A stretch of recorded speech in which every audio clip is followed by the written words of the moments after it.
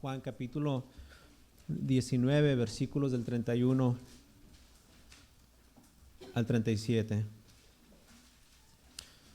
Antes de leer la porción de nuestro pasaje, a estas alturas de las Escrituras, el Señor Jesús ya había sido arrestado, había sido enjuiciado, tanto por el sumo sacerdote así como por Poncio Pilato. A esas alturas el Señor ya había expirado. El versículo 30 del capítulo 19 dice: cuando Jesús hubo tomado el vinagre, dijo: consumado es. Y habiendo inclinado la cabeza, entregó el Espíritu. Jesús había muerto. Y ahora nos encontramos en el versículo 31 que dice así: entonces los judíos, por cuanto era la preparación de la Pascua, a fin de que los cuerpos no quedasen en la cruz en el día de reposo, pues aquel día de reposo era de gran solemnidad, rogaron a Pilato que se les quebrasen las piernas y fuesen quitados de allí. Vinieron pues los soldados y quebraron las piernas al primero y asimismo al otro que había sido crucificado con él. Mas cuando llegaron a Jesús, como le vieron ya muerto, no le quebraron las piernas. Pero uno de los soldados le abrió el costado con una lanza y al instante salió sangre y agua. Y el que lo vio da testimonio, y su testimonio es verdadero, y él sabe que dice verdad, para que vosotros también creáis. Porque estas cosas sucedieron para que se cumpliese la escritura: no será quebrado hueso suyo. Y también otra escritura dice: mirarán al que traspasaron. Esta es la palabra de Dios. Oremos.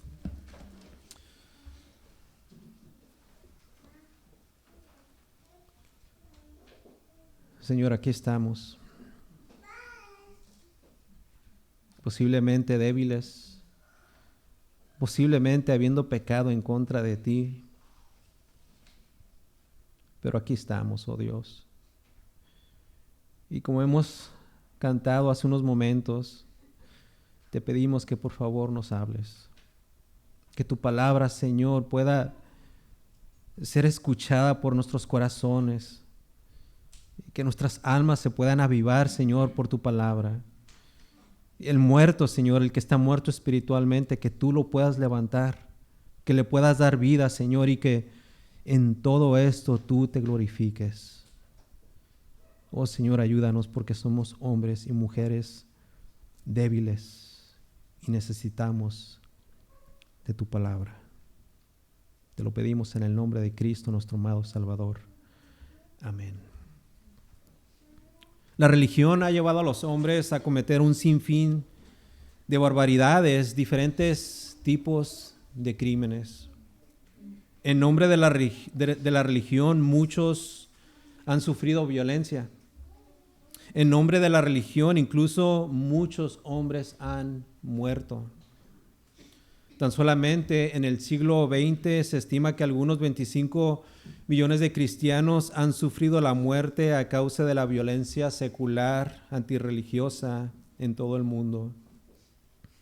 El pasado 11 de septiembre se cumplieron 23 años desde que un grupo de hombres terroristas, en nombre de su religión, el Islam, que de hecho es la segunda religión más grande del mundo, una religión abrahámica, monoteísta, y quien tiene a Alá como su Dios y a Mahoma como su profeta, cometieron una serie de ataques terroristas suicida en contra de los Estados Unidos, causando la muerte de casi 3,000 personas, incluyendo 265 muertos en los 4 aviones estrellados. Ninguno de sus ocupantes sobrevivió, incluyendo 2,606 personas en Nueva York, tanto dentro de las Torres Gemelas como en la base de las mismas, y asimismo 125 muertos dentro del edificio del Pentágono, más aparte todos los muertos del Departamento de Bomberos y de Policía de la ciudad de Nueva York.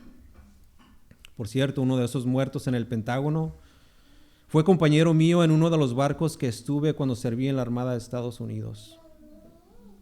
La Iglesia Católica también, en nombre de la religión, con su mal llamada Inquisición, o santa, entre comillas, Inquisición, como le llamaban ellos, para combatir, según la iglesia, la herejía, llegaron a matar a millares de personas.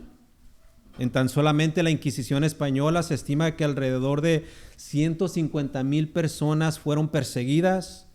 Muchas de esas personas fueron torturadas y se estiman también las muertes de entre 3,000 a 30,000 personas.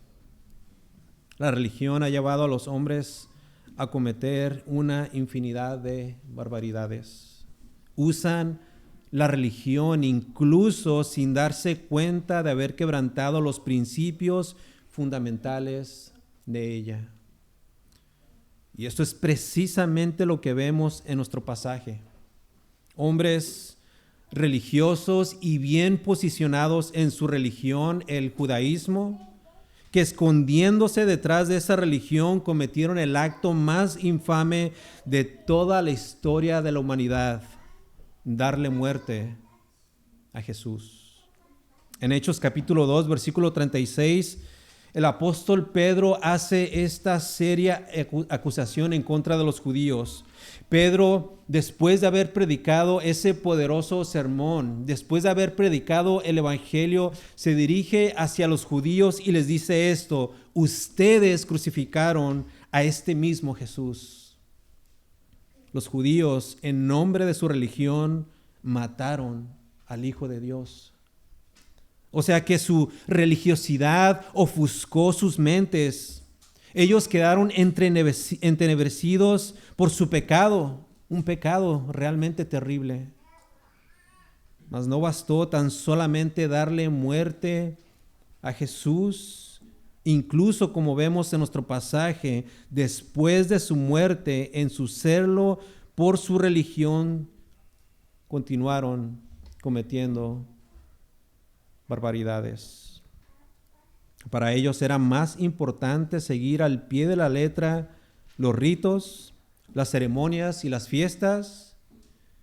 Y en realidad no era que estaban en sí equivocados, ellos debían de observar todas estas cosas. Pero el problema residía en que sus intenciones no eran del todo piadosas. Justo así como hoy en día muchos hombres que se esconden detrás de la religión y que cometen sus fechorías, pensando ellos mismos que son justos y que lo que hacen es piadoso, pero la realidad sabemos que es otra. Estos hombres de nuestro pasaje no amaban a Dios, se amaban a sí mismos y para justificarse confiaban en aquello que hacían dentro de su religión. Así que no fue suficiente tan solamente matar a Jesús, como ya hemos visto. Ahí en el capítulo 19, Jesús murió realmente.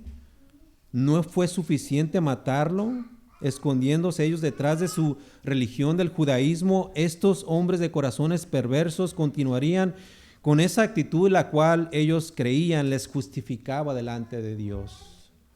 Y esta es una realidad el día de hoy también. Muchos se justifican, pero sus corazones son malvados, son perversos. Eso es lo que estaremos viendo, pero al final de cuentas, aún a pesar de las fechorías de estos hombres, Cristo salió triunfante. Y por su triunfo en la cruz, cada uno de los que hemos creído en Él, somos ricamente bendecidos. Observemos rápidamente nuestro texto en el versículo 31. Entonces los judíos, por cuanto era la preparación de la Pascua, a fin de que los cuerpos no quedasen en la cruz en el día de reposo, pues aquel día de reposo era de gran solemnidad, rogaron a Pilato que les quebrasen las piernas y fuesen quitados de allí. Comúnmente cuando crucificaban a un hombre, los romanos al morir ese hombre lo dejaban suspendido para que de esa forma pudieran ser escarmentados los demás. Sabemos que la crucifixión era un castigo severo que tenía la intención de servir como un ejemplo escarmentador y de esa forma para que sirviera como una advertencia y especialmente hacia aquellos que tuvieran alguna intención, alguna posible intención de rebelarse en contra del gobierno de Roma. Sin embargo, en este caso, no era muy conveniente para los judíos, y especialmente porque la Pascua estaba por celebrarse y ese día era el día de preparación para la fiesta.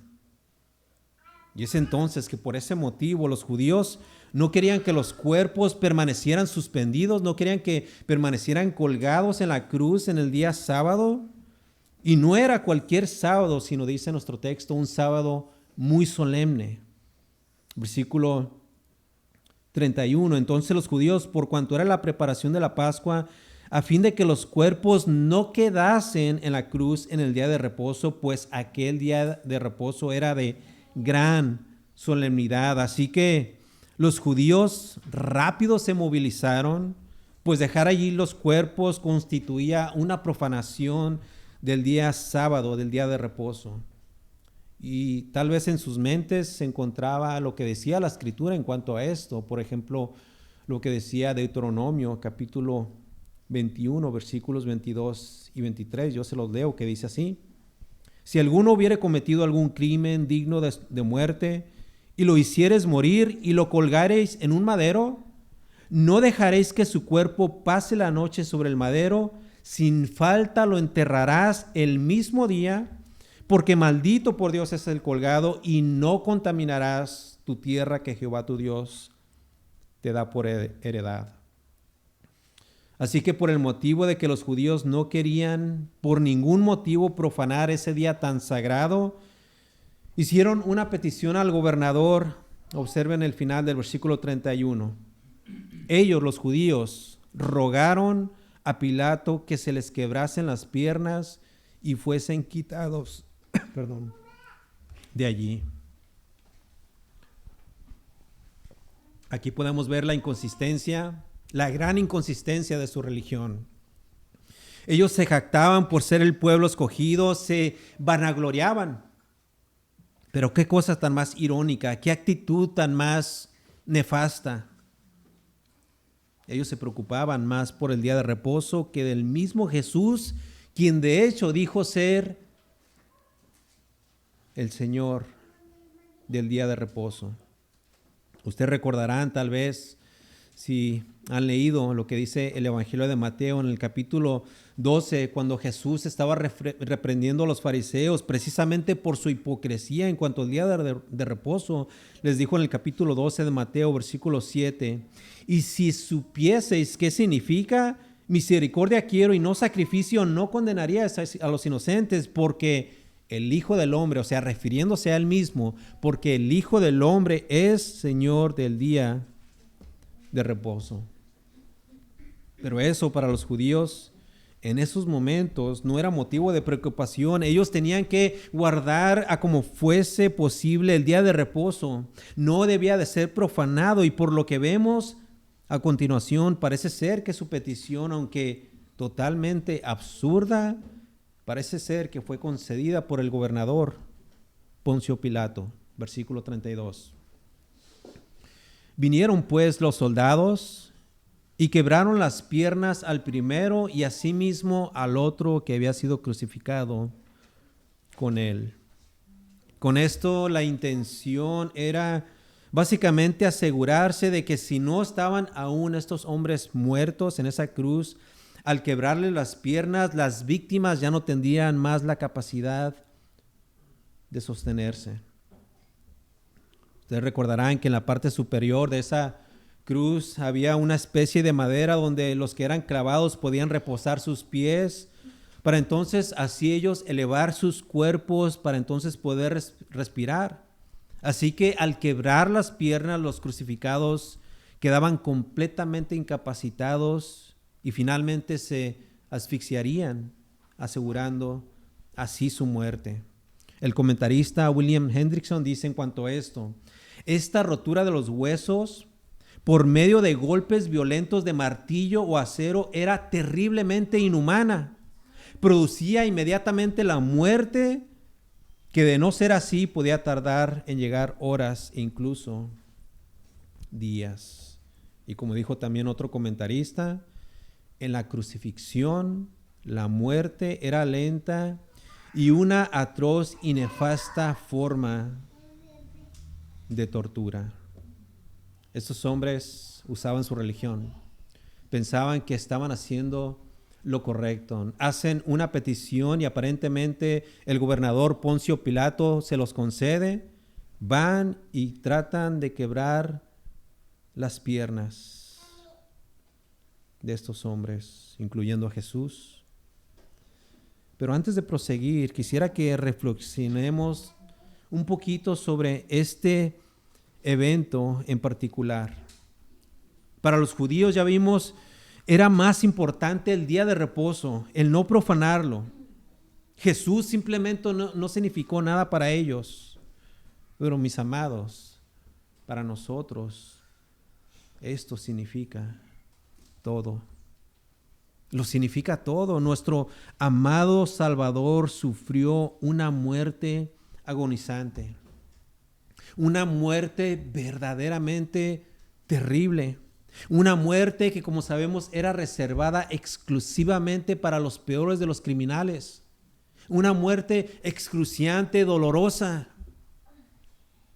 Pero saben también, esa muerte, esa misma muerte agonizante nos ha concedido a todos nosotros, los que hemos creído en Él, el perdón de nuestros pecados.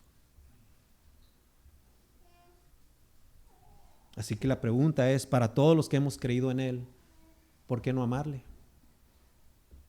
¿Por qué no servirle? ¿Por qué no guardar sus mandamientos?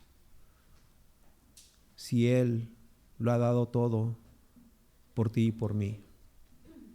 A los religiosos no les importa la cruz, pero para nosotros lo es todo. Y es por eso que a veces cantamos la gloria de la cruz. Cristo y Dios se glorifican en la cruz, otorgándonos a nosotros, hombres y mujeres pecadores y pecadoras, la salvación y la vida eterna.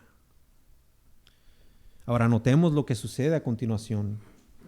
Después de haberle quebrado las piernas a los otros dos, que de paso cabe mencionar que uno de ellos fue salvo, pues reconoció a Jesús como el Señor, y antes de morir se le prometió estar en el paraíso junto con Jesús.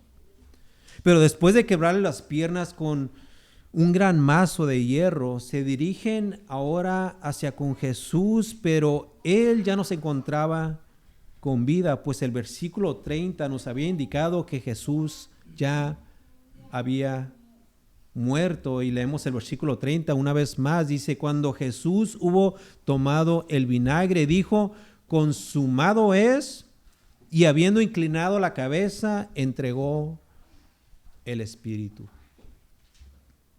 Y de hecho, estos soldados, ellos mismos confirmaron esto.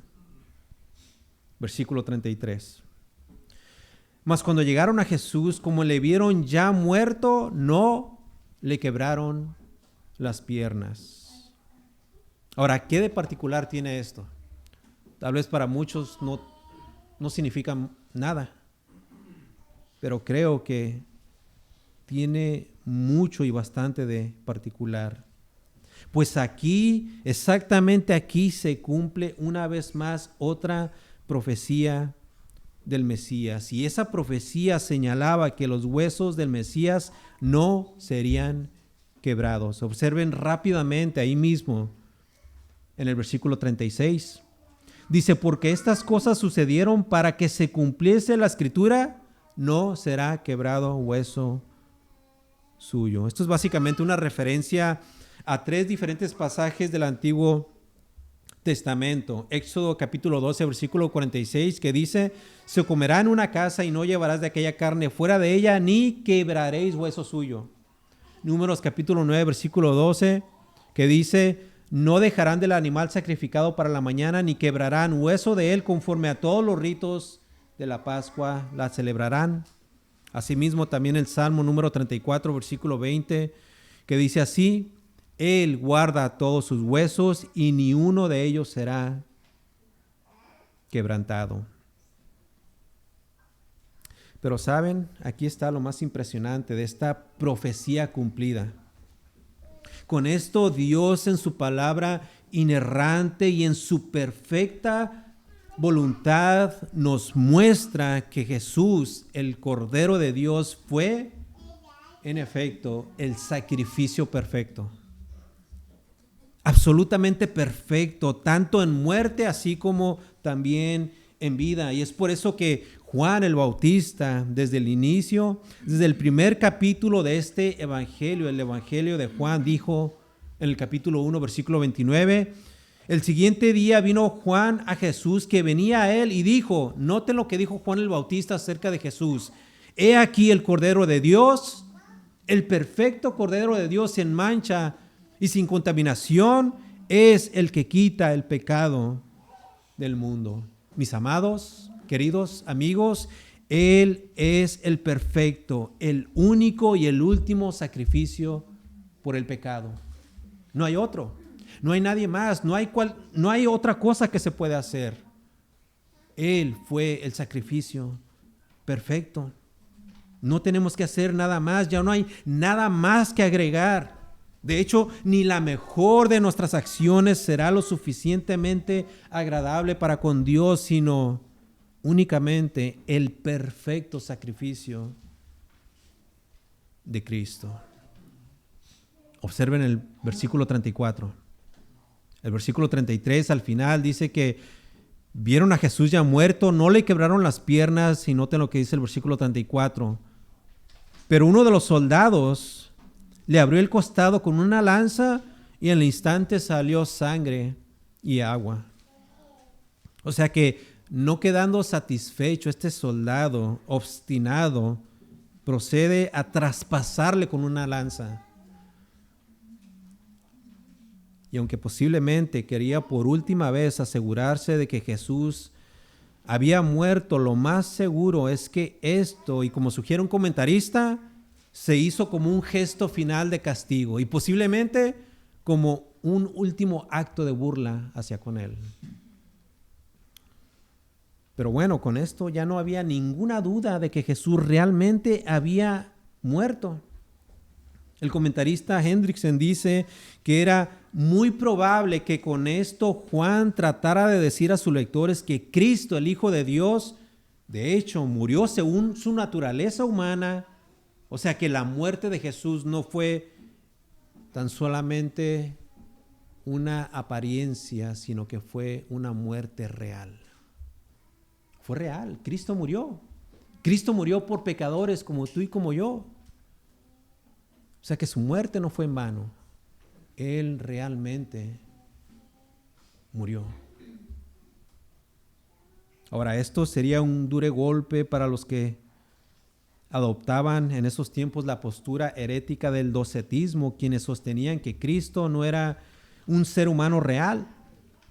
Pero claramente aquí en estas escrituras podemos apreciar que ciertamente Jesús fue un hombre de carne y de hueso, y la evidencia se registra con el flujo rápido de sangre y de agua que empezó a salir de su costado cuando esa lanza fue atravesada. Y como dice un comentarista, el suero, le llama así, el suero dio evidencia al trauma interno que Jesús sufrió, además de sus heridas visibles.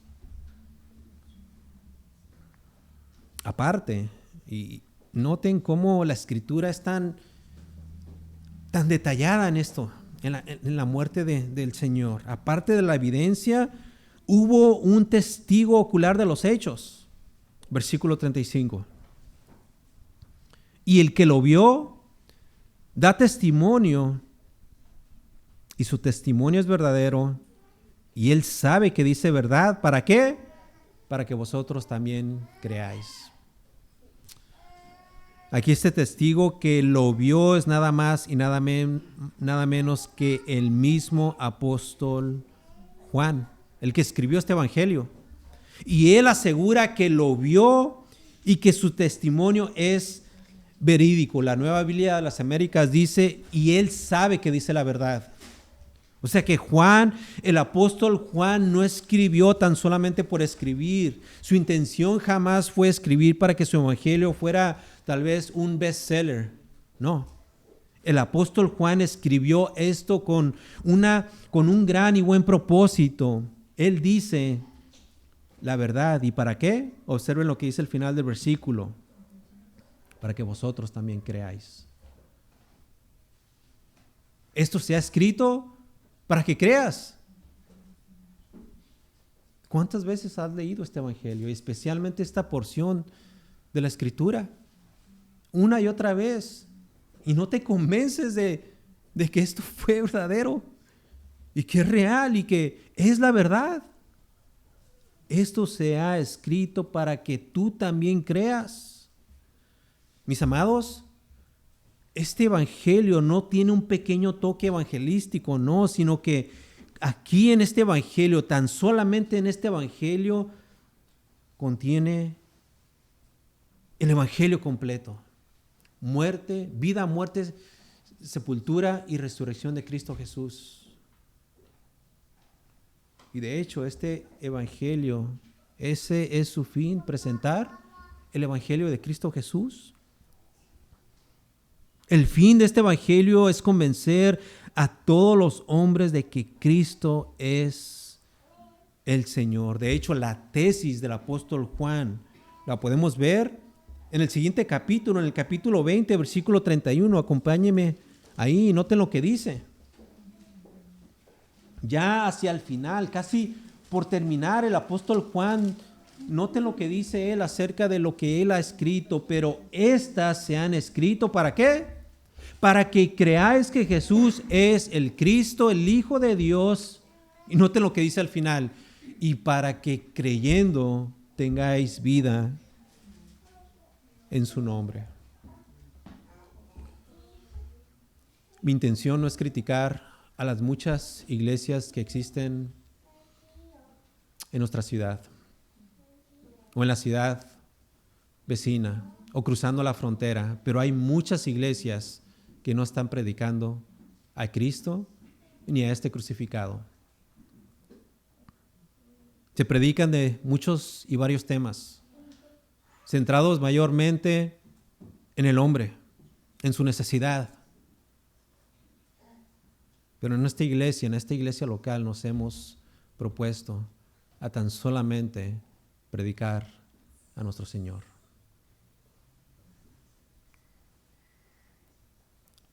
Y es por eso que Cristo es el centro de nuestra predicación. Es por eso que Él, Cristo, es el núcleo de toda nuestra adoración. Le cantamos a Él, le adoramos a Él.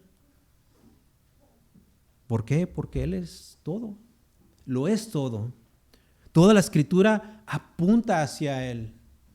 Y no estoy diciendo que Él está en todos los versículos de toda la Biblia, pero ciertamente toda la escritura apunta hacia Él. Primera de Juan, capítulo 1, versículo 1 dice: lo que era desde el principio, lo que hemos oído, lo que hemos visto con nuestros ojos, lo que hemos contemplado y palparon nuestras manos tocante al verbo de vida, tocante a Jesús. Porque la vida fue manifestada y la hemos visto y testificamos y os anunciamos la vida eterna, la cual estaba con el Padre y se nos manifestó. Cristo vino, se hizo hombre, se encarnó. Lo que hemos visto y oído, dice el apóstol Juan, eso os anunciamos, y noten con qué motivo lo hace. Para que también vosotros tengáis comunión con nosotros, y nuestra comunión verdaderamente es con el Padre y con su Hijo Jesucristo. Y noten lo que dice el versículo 4 de Primera de Juan capítulo 1. Estas cosas os escribimos para que vuestro gozo sea cumplido. Ese testigo, el apóstol Juan, lo vio de cerca. Y dice la escritura de nuestro pasaje, y su testimonio es verídico, es verdadero, es cierto. Versículo 35, y el que lo vio da testimonio y su testimonio es verdadero y él sabe que dice verdad. ¿Para qué? Para que vosotros también creáis. Posiblemente jamás has leído esta porción de la Escritura, pero lo acabas de escuchar. ¿Qué harás? ¿Lo ignorarás? ¿O creerás para vida eterna? ¿Qué harás, querido amigo? El día de hoy se va a acabar, el de mañana también. Si no crees en Él, tu alma se puede perder por toda una eternidad.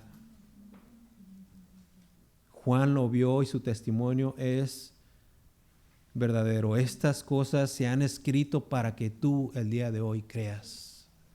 Creas verdaderamente en Cristo Jesús como tu único y suficiente Salvador. Yo no te puedo convencer, es la Escritura la que te convence, es el Espíritu Santo el que da la convicción. Pero si no crees en este momento, te voy a pedir un favor. No te vayas sin antes considerarlo. Si jamás lo has hecho, si jamás has considerado a Cristo, considéralo por primera vez, porque realmente tu alma está en juego. Realmente te puedes perder. Versículo 36. Porque estas cosas sucedieron para que se cumpliese la Escritura, no será quebrado hueso suyo. Esta es una cita directa de Éxodo capítulo 12, versículo 46, que dice así, yo ya se los leí hace unos momentos, pero se los vuelvo a leer. Se comerá en una casa, esto era la Pascua, recuerdan, ellos celebraban la fiesta y había una cena donde participaba toda la familia. Se comerá en una casa y no llevarás de aquella carne fuera de ella, ni quebraréis hueso suyo. Números capítulo 9, versículo 12. No dejarán del animal sacrificado para la mañana, ni quebrarán hueso sobre él. Conforme a todos los ritos de la Pascua, la celebrarán. O sea que una vez más se cumple la Escritura. La profecía es acertada, la profecía es correcta. Y como resultado, por no tener ningún hueso roto, él pudo morir como el Cordero Pascual perfecto. Cristo es el sacrificio perfecto. Pero a continuación el apóstol Juan también hace referencia a la profecía sobre la lanza en el costado de Jesús. Y este es nuestro versículo final, versículo 37. Y también otra escritura dice, mirarán al que traspasaron. Esta es una cita que es sacada directamente del libro de Zacarías, en donde dice lo siguiente, Zacarías capítulo 12, versículo 10. Y derramaré sobre la casa de David y sobre los moradores de Jerusalén espíritu de gracia y de oración. Y noten lo que dice aquí. Y mirarán a mí, a quien traspasaron, y llorarán como se llora por hijo unigénito, afligiéndose por él, como quien se aflige por el primogénito. El pastor MacArthur dice sobre esto, y lo cito, la angustia y la contrición de los judíos en el pasaje de Zacarías al ver herido al pastor de Dios es una tipología profética del tiempo correspondiente a la venida del Hijo de Dios, el Mesías, quien al regresar causará el lamento más profundo de Israel por haber rechazado y matado a su rey. Fin de la cita.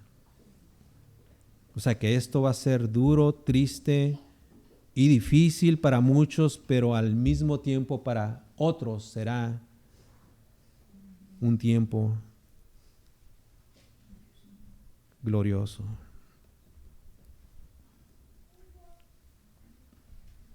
El apóstol Juan, haciendo mención de esa lanza sobre su costado, básicamente está haciendo, incluso sin saberlo todavía, porque él más adelante iba a escribir el libro de Apocalipsis, pero más adelante Él mismo escribe en Apocalipsis capítulo 1, versículo 7, he aquí que viene con las nubes y todo ojo le verá y los que le traspasaron. Y todos los linajes de la tierra harán lamentación por él, sí. Amén. Aquí en este versículo de Apocalipsis no necesariamente se refiere a los soldados que actualmente hicieron esto, o sea, el haber traspasado su costado. Aquí más bien se está haciendo alusión a los judíos que en realidad fueron responsables por la muerte de Cristo, tal y como lo menciona el libro de los Hechos, capítulo 2, versículo 22. Varones israelitas, oír estas palabras: Jesús Nazareno, varón aprobado por Dios entre vosotros con las maravillas, prodigios y señales que Dios hizo entre vosotros por medio de él, como vosotros mismos sabéis. Noten lo que Pedro le dice a los judíos: a este entregado por el determinado consejo y anticipado conocimiento de Dios, prendisteis y matasteis por manos de inicuos, crucificándole. Ahora, rápidamente, quiero que me acompañe a ese versículo que acabo de leer de Apocalipsis, capítulo 1, versículo 7, antes de finalizar. Quiero que noten, por favor, la parte final de este versículo, del versículo 7. Y noten lo que dice: y todos los linajes de la tierra harán lamentación por él, sí. Amén. O sea que esta lamentación de todos los habitantes de la tierra en realidad no es lo que debería de acompañar un arrepentimiento genuino. O sea que los hombres lo van a ver y no realmente se van a convertir o se van a arrepentir, sino que van a decir esto porque esto es simplemente el resultado de su culpabilidad por el pecado y por el temor de ser castigados. Recordemos que Cristo regresa como un juez. Cristo viene a juzgar y los que lo vean estarán aterrorizados. ¿Serás tú uno de ellos? Cristo viene. Él viene por segunda vez. Y como hemos visto, lo mirarán los que lo traspasaron. Posiblemente tú no estabas ahí en esa cruz, al pie de esa cruz, hace más de 2000 años, pero en un sentido tú también le clavaste esa lanza en su costado. Y lo mirarás en ese día. ¿Serás tú uno de ellos? ¿Uno de los que se lamentarán?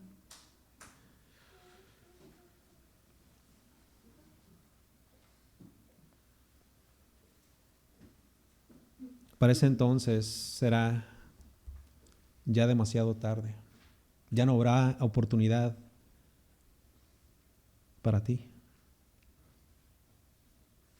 Así que la oportunidad la tienes disponible hoy.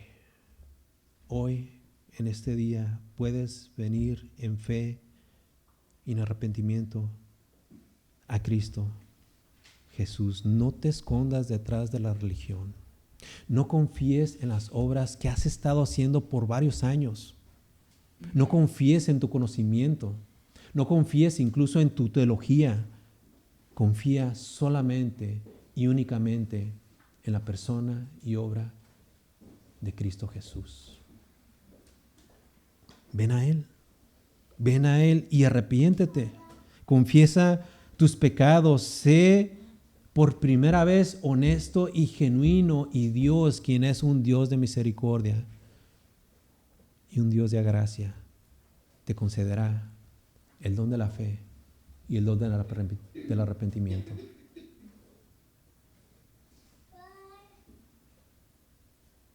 Y Él te va a añadir a su iglesia y te dará su espíritu, te sellará con su espíritu. Esa será la garantía.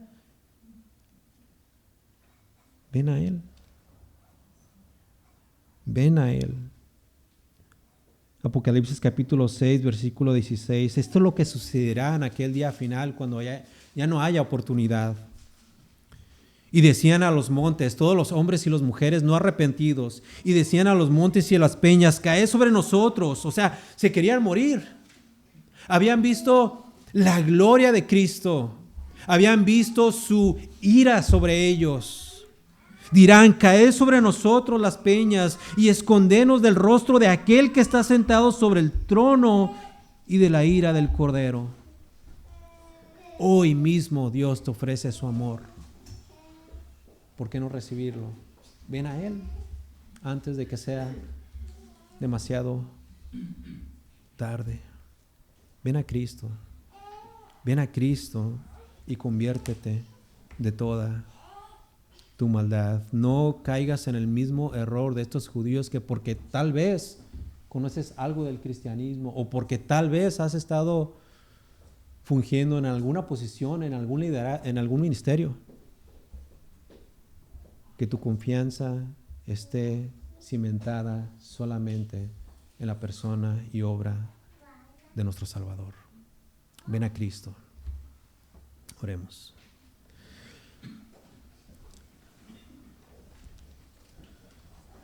Señor, agradecemos que al final, Señor, de este año, hoy siendo el último servicio del 2024, nos hayas dado la oportunidad, Señor, de escuchar una vez más tu evangelio, el evangelio de Jesucristo, quien vino a morir por pecadores.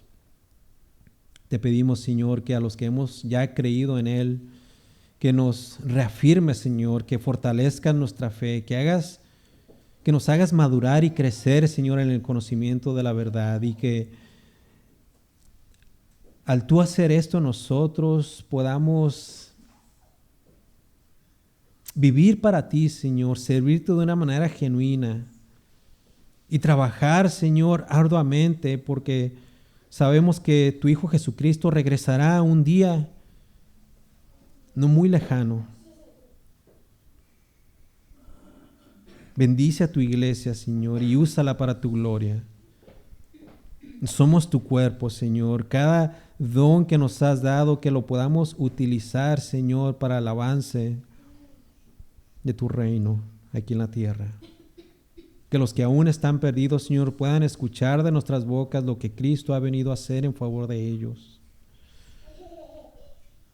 Y por otro lado, Señor, te pedimos que a los que aún no han venido y no se han arrepentido y no han creído en Cristo Jesús, que hoy sea el día de salvación. Oh Señor, que sea tu Espíritu el que pueda traer los corazones de aquellos que aún no te conocen. Señor, si alguien ha estado caminando con un espíritu de religiosidad, te pedimos que por el poder del Evangelio, Señor, les traigas a convicción y de que se den cuenta, Señor, que realmente la vida eterna se encuentra en conocerte a ti y a tu Hijo Jesucristo. Oh Señor, que en este día y mañana y pasado y toda la semana y hasta el día que venga tu Hijo Jesucristo, nosotros podamos realmente adorarte y servirte como tú te lo mereces. Ayúdanos, Señor. Ayúdanos porque somos hombres y mujeres débiles. Que tu palabra, Señor, pueda obrar en nuestros corazones para tu gloria. Esto oramos en el nombre de Cristo.